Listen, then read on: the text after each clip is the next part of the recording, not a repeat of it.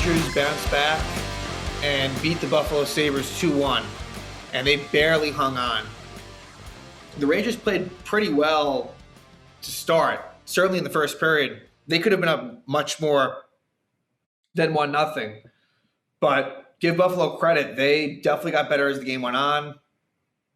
The Rangers almost lost the game. They got saved by an offside that really had nothing to do with the goal. But the Rangers find a way to win, and that's all that matters. And give a lot of credit to Alex Georgiev. Georgiev really was someone who played very poorly to start the season.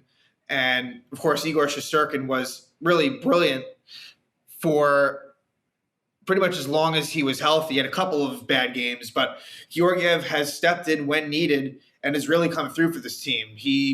I know that the opponents aren't necessarily great, but like in this game, he had 36 saves, and a lot of them were high-quality chances.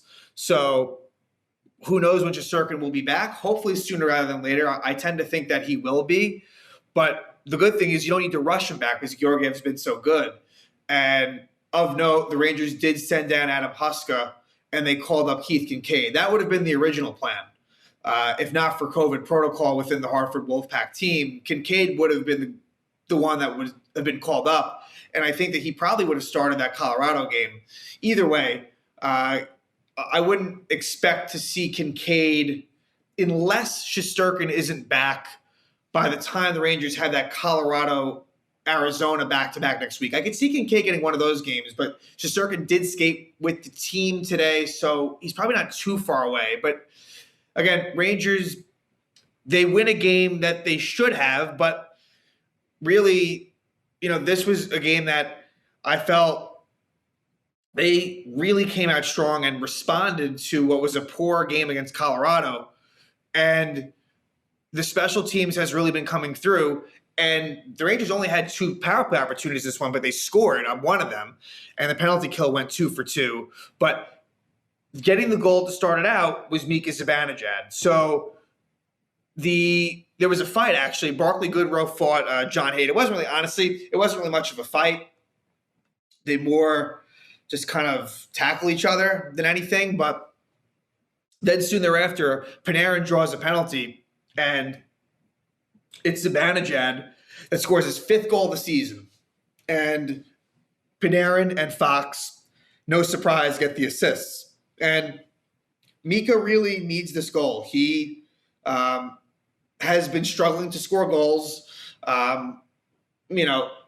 He's being praised for his two-way game, and maybe that's fair.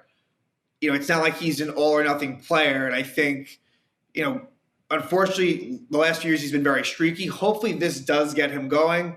I saw some good things from him in this game. I saw some not-so-good things from him later in the game, but I think it's a step in the right direction. So Zibanejad scores, gives the Rangers a 1-0 lead. And then an unsuccessful power play, what would be the last one for the Rangers, as Kyle Okposo would hook Patrick Nemeth, but nothing happens there. So the Rangers take a 1-0 lead into the second and deserve better. They really had a lot of opportunities, but only were able to come up with one. And then in the second period, it would be a goal for the third line. And it would be Alexis Lafreniere scoring his 6th goal of the season from Fox. That's 2 assists for Fox. He now has 24 assists. And Filipino gets the other assist. So Lafreniere 6 goals, which that's not too bad. The overall point totals is not great. I think he might have like 1 or 2 assists, maybe 2. But Lafreniere with 6 goals, that's about a 20-goal pace, and he's not really getting like any significant power play time. So that's not bad. He's definitely shown an ability to score goals, which is good. And this turns out to be a game-winning goal. So even though when he scored it didn't seem like it was an important goal for sure, but he has this year, when he does score, they typically are pretty important. So, and I think we've seen that from him even like back to his, days, in the World Juniors with Canada. I remember he had some big goals for them. So that's the good thing, is that that's not an ability that everyone has. So the Rangers take a 2-0 lead, and then the Rangers would kill off a couple of penalties. Jacob Trouba, hooking penalty, And then Ryan Reeves with a cross-checking penalty at the end of the second that went into the third. They were able to kill that off as well. And the Rangers had many chances to take a 3-0 lead. It just didn't happen. Odd man rushes and, give the Sabres goaltender Luukkonen credit because he definitely, kept this game within reach for the Sabres, and the Sabres would eventually score. Brett Murray scores with about 5:30 left to make it 2-1.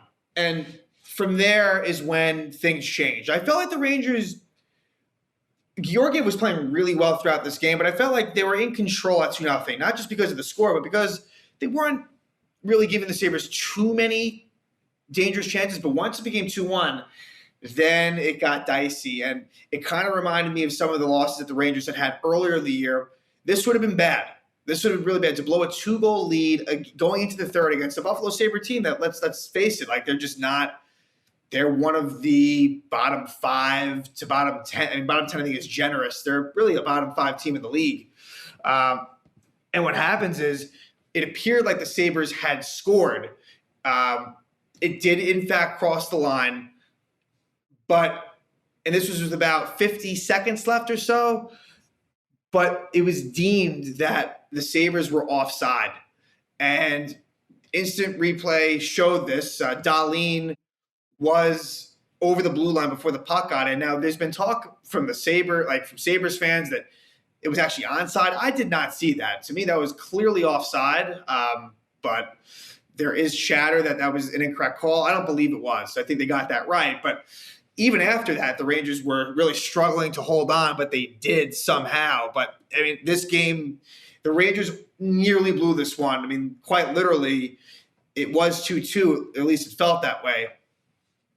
But Georgiev is able to get the job done, and I would expect to see him against Nashville. That's the next game. Rangers already beat Nashville in Nashville, and the Predators are playing well lately. They're on a 4-game winning streak. They're really starting to come together, so that's going to be a pretty good test. I think it's a game the Rangers should win, but I think it's one that will not be easy, and we'll see what happens. I think, the lines will stay the same, but I feel like Dryden Hunt on that Panarin and Strome line, which did not get that many minutes tonight for some reason. That Strome, I don't know why exactly, but they didn't play all that much as they normally do. But I don't know. I'm not sure what the solution is, but I think that maybe they could break that up. I'm not sure if it's a simple Kakko for Hunt switch, or if you, like I've said, move that Hedel line, I don't know, maybe tweak that somehow. And that's where the Sammy Blais injury hurts, because you're really limited. All you have, you have Greg McKegg as an extra, but you wouldn't want to put him in. You would basically just want to switch within the active lineup. So we'll see what happens. But Rangers win again. They now have the second best record in all the National Hockey League. Only the Florida Panthers are better than the Rangers. So you just hope they can keep it up. And the Rangers really are taking advantage. When they do play teams that are better than, they are typically getting those wins. And I'm curious to see how they do against better competition. I think we'll start to see that certainly more towards the end of the month and into January. But look, hard to complain. Good response after a really poor game against Colorado.